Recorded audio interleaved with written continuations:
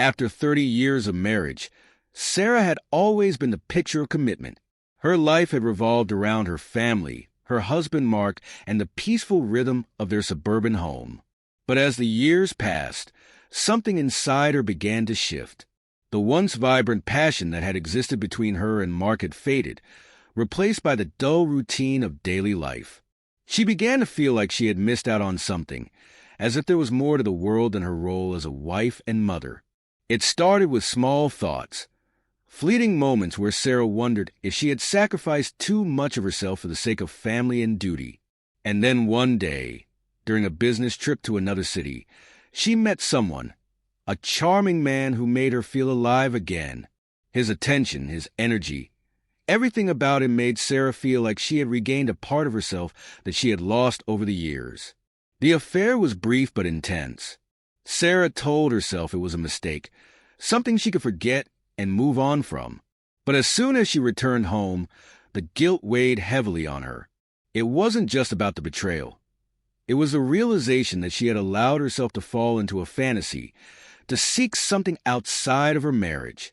Mark, always a devoted husband, had never suspected anything, and that's what made it even harder for Sarah. She loved him, but her longing for freedom had overpowered her. Sarah eventually ended the affair, but the damage was done. She found herself increasingly discontented, always searching for something more. The emotional distance between her and Mark grew.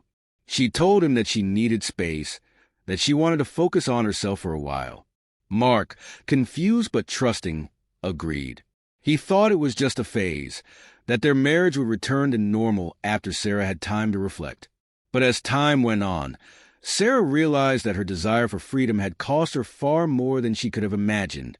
She missed the quiet companionship with Mark, the shared history, the way he always knew what she needed without asking.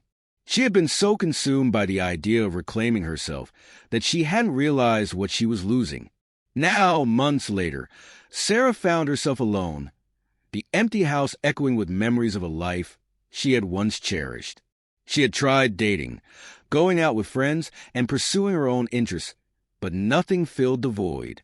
The man she had once thought she needed to find herself had faded into the background, while Mark, steadfast, loyal, and patient, remained absent from her life. She hadn't realized how much she had taken him for granted until he was no longer a part of her daily existence. It was then that Sarah realized her mistake. She missed him, missed the stability and love he had given her for all those years. But it was too late now. Or was it?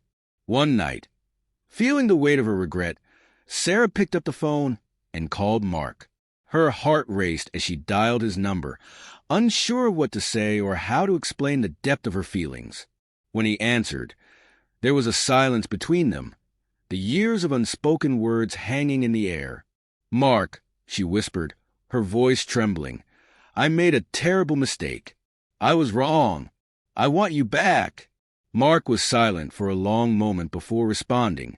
"Sarah, you hurt me. I don't know if I can ever forget that." She had broken his trust, but Sarah wasn't ready to let go of the love they had shared. She knew it wouldn't be easy, that it would take time to rebuild what had been lost. But she was determined to try. "Please, just give me a chance," she pleaded. "I need you. I realize that I can't be without you." Mark sighed, the pain of the past still raw, but there was a trace of hope in his voice.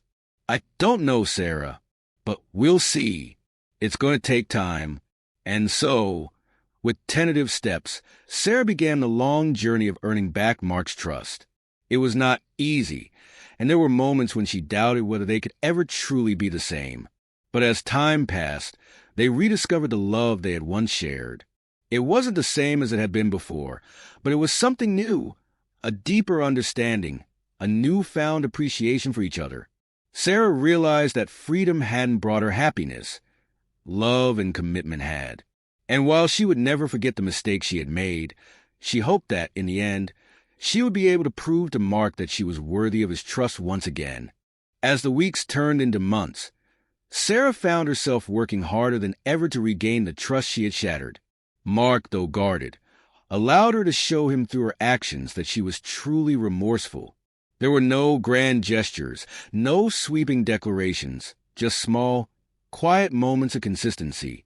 She made sure to be home on time, took on tasks without being asked, and engaged in conversations with him that had once felt so natural but had become rare over the past year.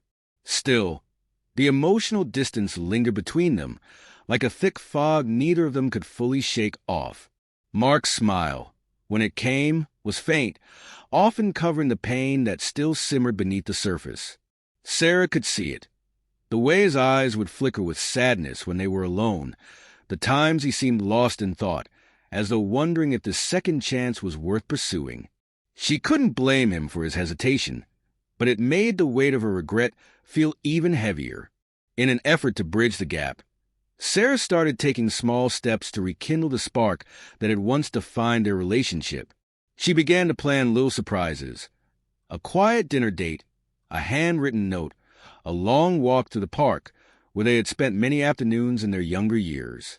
Every gesture, no matter how small, was her attempt to remind him of the love that had once been effortless.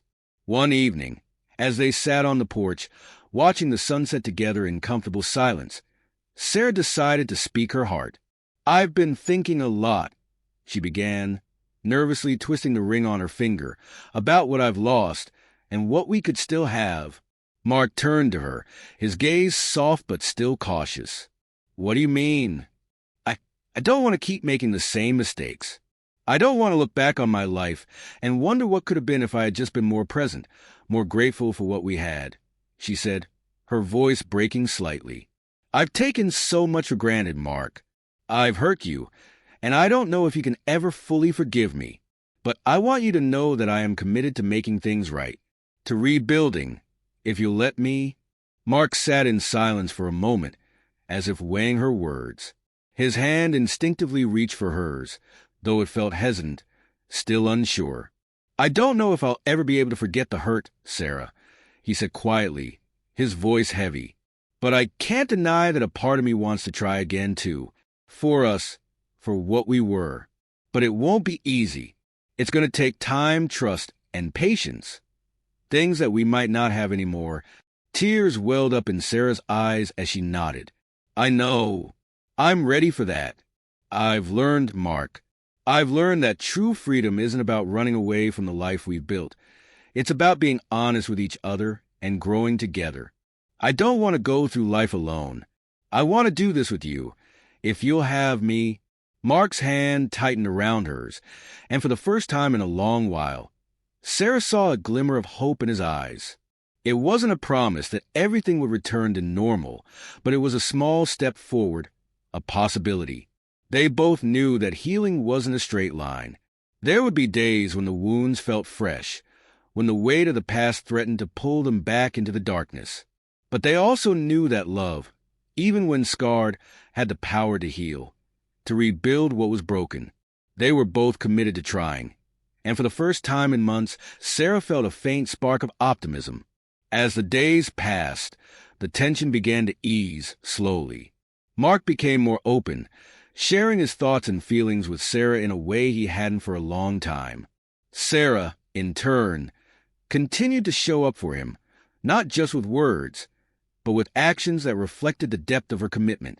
They were no longer two people lost in their own worlds, but a couple rediscovering the rhythm of their partnership. There were still moments of doubt, of course. Sarah sometimes questioned if she could ever make up for the years of neglect and mistakes. But with every passing day, she realized that love wasn't just about the grand gestures. It was about showing up day after day with sincerity and willingness to grow. And slowly, through small acts of care, they began to heal together. In time, Sarah realized that her desire for freedom had not been a need to escape, but a longing for self-awareness, for growth. What she hadn't understood before was that growth didn't have to come at the expense of the life she had built with Mark. It could coexist with it. Her journey towards self-discovery and independence had been important, but it wasn't complete without him. She needed him, just as he needed her, to continue building a future together.